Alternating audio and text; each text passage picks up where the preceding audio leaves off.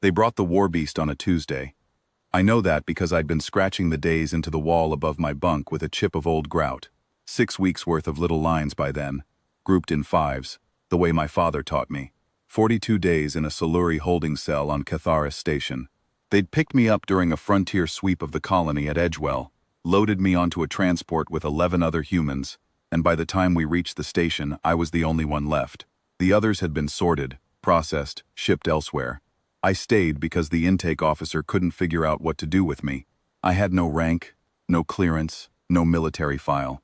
My listed occupation was Beast Keeper, Frontier Grade. To them, it was a polite way of saying nothing. Warden Drash came to my cell 3 times a week. He was a Siluri officer, tall, narrow-skulled, with a voice like dry gravel sliding down metal. He'd stand on the other side of the field barrier and ask me about the colony's defenses, its patrol patterns, the location of its communications relay. Every time I told him the same thing, I fed animals, cleaned pens, and delivered calves in the middle of the night. I didn't know the relay codes because nobody trusted the Beast Keeper with relay codes. He didn't believe me. That was his problem. On the 42nd day he brought company. 2 guards, armored, sidearms holstered but unclipped, and a technician carrying a control pad. The technician looked nervous. The guards looked worse. When Drash stopped in front of my cell, he was smiling, and that was the first time I'd seen a Siluri smile. It involved too many teeth and not enough warmth. "We have tried conversation," he said. "We will try something else." I heard the mechanism before I saw the animal. Deep in the corridor behind him, a cage was cycling open, the heavy pneumatic kind they use for things that weigh more than a shuttle. The floor vibrated. Then the sound came, a low, rolling exhalation, like someone dragging a loaded cart across wet stone. Every prisoner on the block went quiet. Not quiet like sleep, quiet like the moment before the ground drops. The Vathrek came around the corner and filled the corridor. I had heard stories about them from traders passing through Edgewell, apex predators from the Siluri highlands, armored head to tail in overlapping scales the color of old bronze, with forelimbs thick as bridge struts and amber eyes set deep under a plated brow.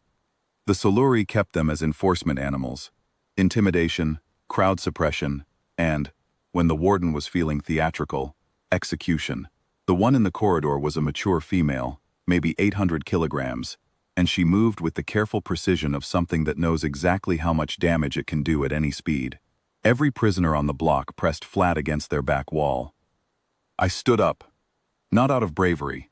I stood up because I knew what a Vathrek's body language looks like when it enters an unfamiliar space. The way the tail drags low and the head swings side to side, reading scent patterns, cataloging the room. She wasn't hunting, she was stressed. Her flank scales were pulled tight, and the ridges above her eyes had flushed dark, which in the Highland species means cortisol spike.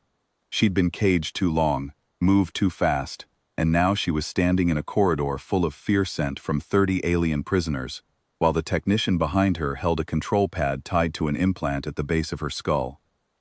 I knew all of this because I'd spent 6 years on Edgewell, raising Vathrek hatchlings for the Frontier Livestock Program. 4 clutches, 21 animals, each one bigger than the last. I'd bottle-fed the runts and filed the scale burrs on juveniles. I'd cleaned impacted tear ducts and slept in the pen when a brooding female refused to eat. I knew what a calm Vathrek smelled like, and what a panicked one sounded like, and how to tell the difference between a threat display and a greeting posture. This one was not threatening me. She was looking for something steady. Drash stepped aside, and the field barrier on my cell went down. "You have 10 minutes, he said. He was still smiling. The Vathrek walked into the opening and stopped. Her head dropped to my level, that massive plated skull, wider than my shoulders, amber eyes tracking my face. I could smell the holding pen chemicals on her scales, the metallic tinge of the implant site, and the faint musk that meant she hadn't had a proper territorial scent mark in weeks. She was alone. She'd been alone for a long time. I held my right hand out, flat, palm down, fingers loose, low and slow, no sudden movement. "Easy," I said. "You're all right." She leaned forward and pressed her snout into my palm. The scales were warm. That surprised me. Edgewell's Vathrek ran cool, because the colony was temperate. But this one had been kept in a heated block, and her surface temperature was close to mine. She exhaled against my wrist, and the warm air ran up my forearm. Her jaw went slack. The dark flush above her eyes faded to a lighter bronze. I stepped closer and put my other hand on the ridge above her left eye. I scratched, gently, the way I'd done it 1,000 times on the frontier. Short strokes along the grain of the scale, not against it. She pushed into my hand like a dog leaning into a good ear rub. 800 kilograms of armored predator, tilting sideways because someone finally touched her without gloves on. Then she sat down. She folded her hind legs under her, lowered her chest to the cold cell floor, and pressed the side of her head against my hip. One amber eye looked up at me, the other faced the corridor. The one facing the corridor found Drash. Her lip pulled back. Not a snarl, just the slow, deliberate lift that exposes the forward teeth. 4 upper canines, each one as long as my hand, catching the overhead light. She didn't growl. She didn't need to. Drash's smile was gone. "Recall it," he said to the technician. The technician tapped the pad. Nothing happened. He tapped again. The Vathrek's earplates flattened. She'd felt the implant pulse, but she didn't move. Her teeth stayed where they were, aimed at Drash. "Increase the signal," Drash said. "Sir, if I push it higher and she—" "Increase it." The technician turned the dial. The Vathrek's shoulder muscles tightened and a sound came up from her chest. Not a growl, not a purr, something between the two. A low vibration that settled into the floor and traveled through my boots. I'd only heard that sound once before, when a brooding female on Edgewell positioned herself between her clutch and a grass fire and refused to move. It means, I am here, I am staying. I put my hand on the back of her neck. "Easy, girl, easy." The sound softened. Her shoulders went loose. She stayed. Behind Drash, down the corridor, something changed. It started as a low scraping, claws on metal, and then a deeper sound. A second chest rumble, from somewhere farther along the block. I couldn't see past Drash, but he could see it. He turned. In the holding pens at the far end of the corridor, 2 more predators, a younger Vathrek and something heavier, scaled and broad, a species I didn't recognize, had come forward in their cages. They weren't agitated, they weren't pacing. They were pressed flat against the cage doors, bodies low, heads oriented in the same direction. My direction.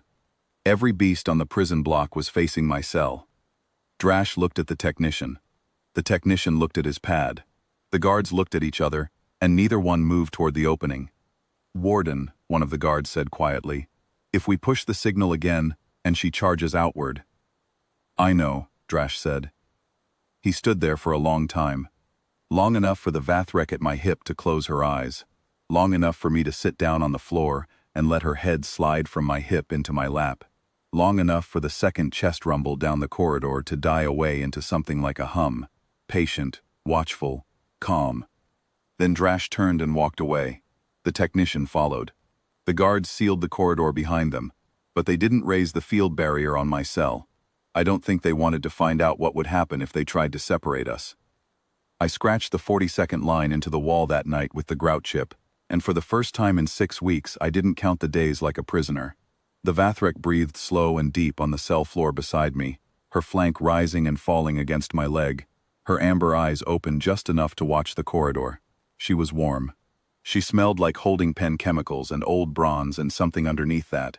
Territorial musk, finally settling. That meant she'd decided where she belonged.